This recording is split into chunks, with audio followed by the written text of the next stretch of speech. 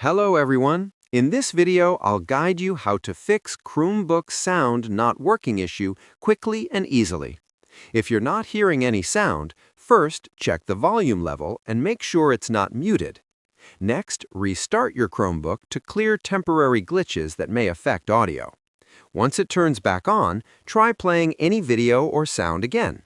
If the issue continues, click on the time in the bottom corner, open Audio Settings, and make sure the correct output device, like speakers, is selected.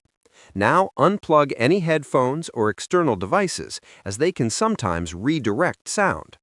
After that, perform a hard reset by pressing the refresh key and power button together.